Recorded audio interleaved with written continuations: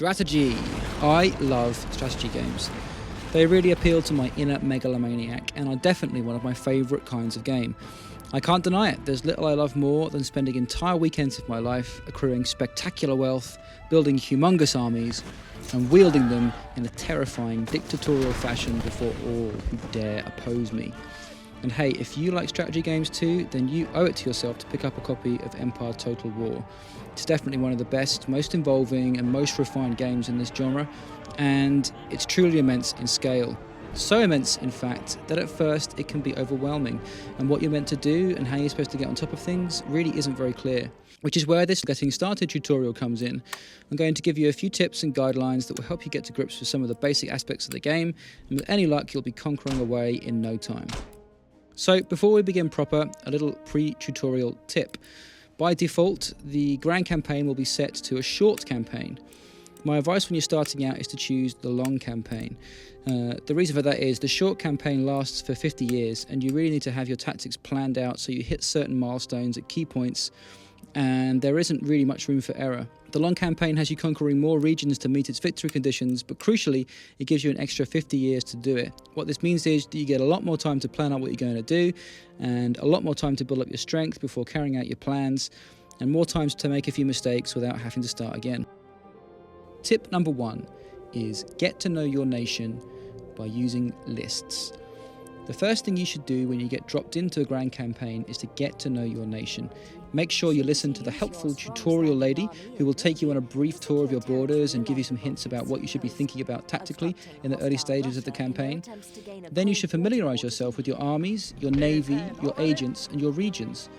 Thankfully, there's an incredibly useful info panel called Lists which will help you do this very thing. You can find it in the bottom right hand corner of the HUD, or you can use the hotkey L to bring it up. So let's do that now.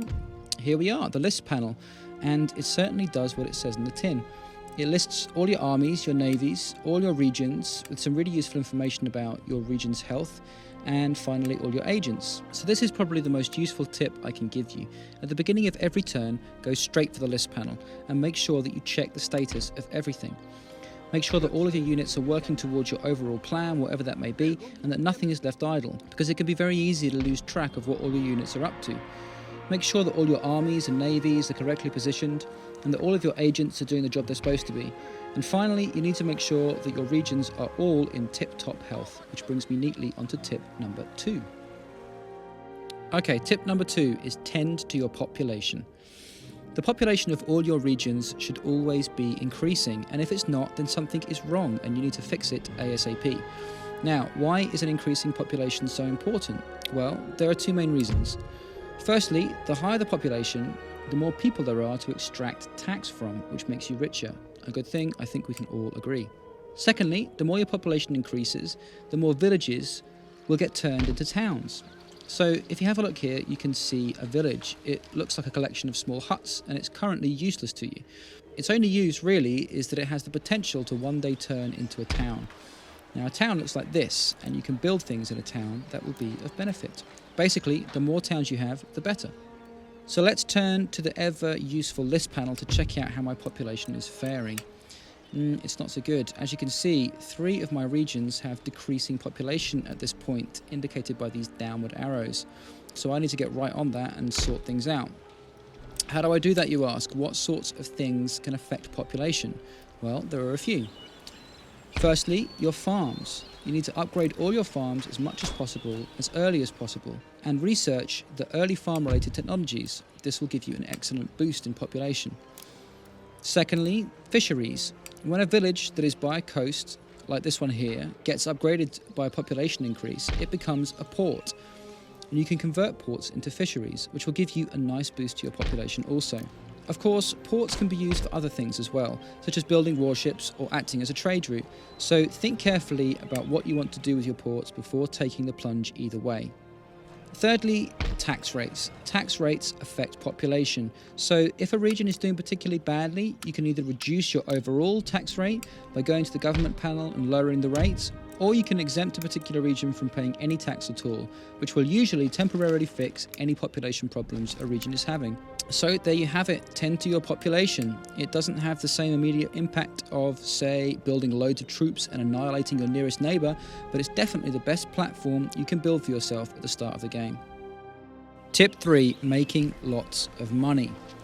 Whatever your ambitions are in the game, it's pretty much a given that in order to achieve them, you will need great big piles of cash. Well, there are a number of ways to do this. Firstly, there's tax. As previously discussed, having a large and ever-increasing population will enable you to extract more and more money via taxation. Be careful though, as high tax rates have a seriously detrimental effect on the happiness of your citizens.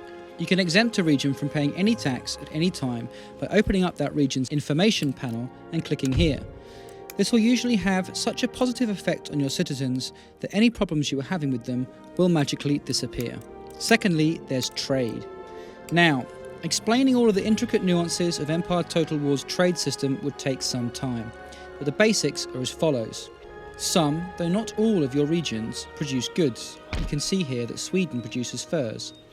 These goods-producing areas can be upgraded in much the same way as farms and fisheries can be, by paying for upgrades to the buildings that increase yield and researching technologies that allow further upgrades. That's just one side of the story though, and once you're producing ample goods, you need a trade network on which to transport and sell them. Now, trade networks work like this. Every empire has a home region. Britain's is England, France's is France, Sweden's is Sweden, and so on. And all of your goods-producing regions have to transport those goods back to the home region before they can be exported to other nations and converted into cash. For this reason, it's wise to have the biggest commercial port in your home region that your technology will allow, because the bigger the commercial port, the more trade routes you can have coming out of that port, and the more nations you can therefore ally with as trade partners. Now, you can trade goods over land, but it's far more likely that there will be a nation that lies between you and your trade partner who won't let your goods pass over their territory. So, there's another way of explaining this. You can see in this game that I'm already quite far into, playing as Great Britain, that here in my supply panel, I have various goods coming into my home region of England from regions in North America, as well as other goods coming in from the East Indies and Ivory Coast, and Brazil. And then down here you can see all my trade partners and the goods that I'm exporting to them from England. These route indicators show you how the goods are being transported, and also whether or not the goods are getting through, either because there's a hostile nation between you and the destination of your goods, or because someone is pirating your trade route over the sea. These little green lines here are your sea trade routes, and you can see who is trading on them and how much cash they're making from them by hovering over with the mouse. Now, when a pirate flag is flashing over a ship like this, it means that that ship is pirating goods from that trade route, though not necessarily from yours. Trade has the potential to be a massive source of income for you, but how you affect what's going on in it isn't exactly intuitive and will take a little getting used to. If you open up the government panel, you can see the overall balance sheet for your nation, and I find it can help to keep a pencil and pad next to your keyboard and to jot down from turn to turn what's going on. You can also see via this panel what's having a draining effect on your economy. Undoubtedly, the most expensive thing you can do is build big armies and navies. It's tempting to dive straight in and build large standing armies, but this will seriously hamper you in the early stages.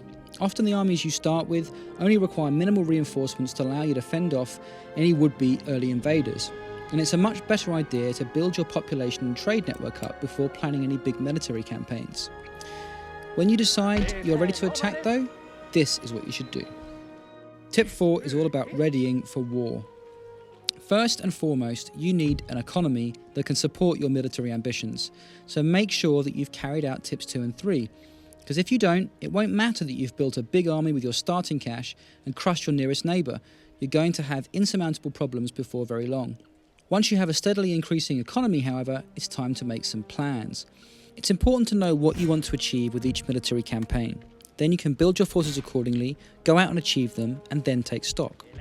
Don't get trigger happy and overstretch yourself without carefully thinking through the consequences first. Once you've captured a new region, it's going to cost you money and time to reinforce your battle-weary forces. You also need to put money and effort into quelling any rebellion that might be brewing from the discontented population.